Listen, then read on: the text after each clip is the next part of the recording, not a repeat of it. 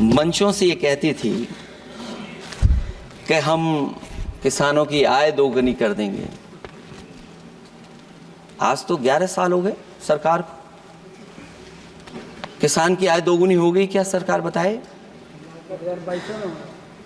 और अभी मैं बहुत सारे माननीय सदस्यों को जब सुनता हूं तो वो कहते हैं कि हम एमएसपी दे रहे हैं। अगर आप एमएसपी दे रहे हैं तो उसकी कानूनी गारंटी क्यों नहीं दे रहे हैं? आप कानूनी गारंटी दीजिए। और फिर कई बार सुनने को मिलता है कि हॉर्टिकल्चर क्रॉप्स के लिए आप क्या कर रहे हैं, उसके एमएसपी की कब तैयारी करेंगे आप?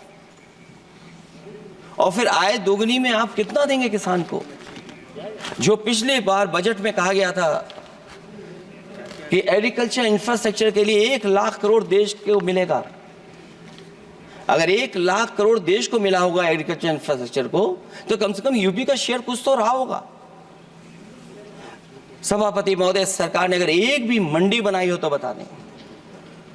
हाँ, ये अलग बात है कि अगर आप कोई चीज सुधारने के लिए कोई परिवर्तन कर रहे हैं, स्टोरेज के लिए किसी को पहले ही बता दे रहे हैं, वो बात अलग है। लेकिन किसान कहां जाएगा जहां उसको रेट मिलेगी? और फिर ये इस बजट में कहा जा रहा है कि हम 109 high yielding and climate resilient varieties लाएंगे। तो सभापति महोदय, हम अपने माननीय मंत्री से कहेंगे कि वो ग्लोबल वार्मिंग के लिए जो आप काम पिछले कितने वर्षों से कर रहे हैं, क्या हुआ उस ग्लोबल वार्मिंग का?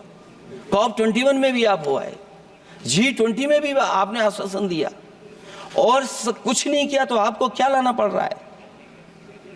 109 high yielding and climate resilient varieties. आप मुझे बताओ किसान पर कब तक पहुंचाओगे आप? और उसको पहुंचाने के लिए आपके पास क्या इंतजाम है? और फिर दूसरे पैराग्राफ में फिर बदल जाते हैं आप।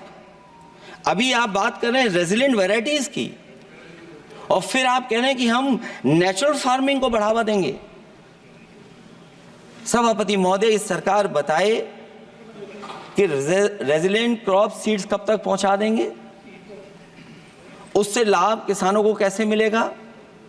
और फिर नेचुरल फार्मिंग जो अभी भी कर रहा है किसान कई जगह पर, उसके लिए क्या अलग से पैकेज है आपके पास बजट में?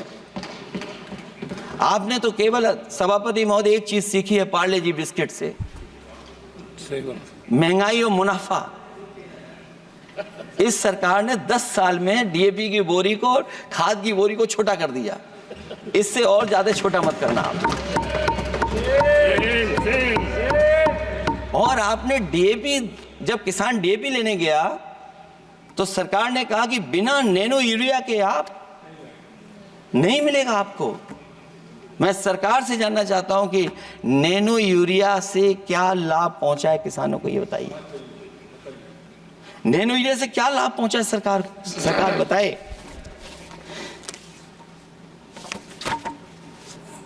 हमारे यहां बड़े बड़े आयोजन हुए सभापति महोदय, इन्वेस्टमेंट मीट के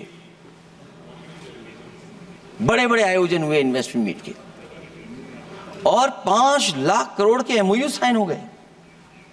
5 लाख करोड़ के। मैं ये सभापति महोदय, बजट हमारी क्या मदद कर रहा है उत्तर प्रदेश के उद्योग लाने के लिए? और ऐसे आयोजन हुए जिसमें देश के प्रधानमंत्री आए, देश के राष्ट्रपति आए, और देश के जितने बड़े उद्योगपति सब आए थे।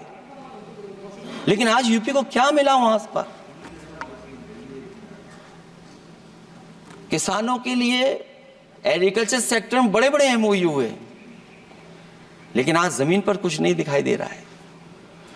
मुझे याद है समाजवादी सरकार में, क्योंकि देश का सबसे ज्यादा उत्पादन दूध का अगर कहीं हो रहा है तो उत्तर प्रदेश में हो रहा है, और उस उत्पादन को बढ़ावा देने के लिए और इन्वेस्टमेंट लाने के लिए उस समय की सरकार ने फैसला लिया कि अगर बाहर से भी कोई डेयरी या डेयरी प्लांट लगाना चाहेगा तो उसमें सरकार सहयोग करेगी।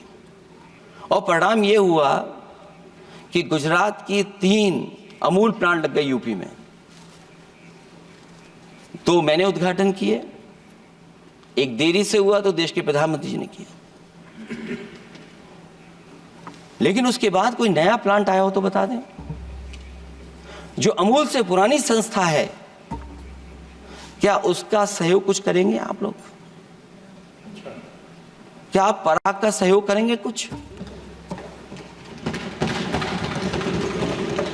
न केवल दूध उत्पादन में उत्तर प्रदेश आगे है, बल्कि चीनी में और गन्ने की पैदावार में भी कभी आगे कभी पीछे होता है। किसानों को भरोसा दिलाया गया था कि उनकी भी आय दोगुनी हो जाएगी, उनको भी बहुत सुविधाएं दी जाएंगी, बिजली फ्री दी जाएगी। सभापति महोदया उन्हें फ्री बिजली नहीं दी सका। ये आश्वासन था आपका। और आज अगर उत्तर प्रदेश पिछड़ इसलिए रहा है क्योंकि सबसे महंगी बिजली अगर कहीं कोई पा रहा है तो उत्तर प्रदेश पा रहा है। और मुझे याद है, क्योंकि बात ये मुझे इसलिए कहना चाहिए, बीजेपी के एक विधायक जो सबसे बुजुर्ग थे, वो देश के प्रधानमंत्री जी के क्षेत्र में बिजली 24 घंटे आए, उसके लिए वो धरने पे बैठ गए थे। वहाँ के अधिकारियों ने कहा कि बुजुर्ग हैं, इनका स्वास्थ्य बेहतर नहीं है, इनका धरना आप उठवा दीजिए। मैंने सभापति महोदय उनको बुलाया, मैंने उनकी बात सुनी। उन्होंने कहा कि प्रधानमंत्री जी के क्षेत्र में 24 घंटे बिजली होनी चाहिए। उसी दिन मैंने फैसला ले लिया कि प्रधानमंत्री के क्षेत्र में 24 घंटे रहेगी बिजली। और मैंने उससे मांग की सभापति महोदय कि उत्तर प्रदेश देश के प्रधानमंत्री को बनाने में सबसे बड़ा सहयोग किया है, इसका कम से कम बिजली का कोटा तो बढ़ जाए यूपी का। वो 8 साल हो गए, उत्तर प्रदेश ने देश के प्रधानमंत्री को तो दे दिया, लेकिन अभी तक बिजली का कोटा नहीं बढ़ा। हमें उम्मीद है 11 शुभ होता है, इस 11वें बजट में कुछ सुविधाएं ऐसी उत्तर प्रदेश को दी जाएंगी जिससे वहाँ के लोगों को लाभ पहुँचे, मदद पहुँचे।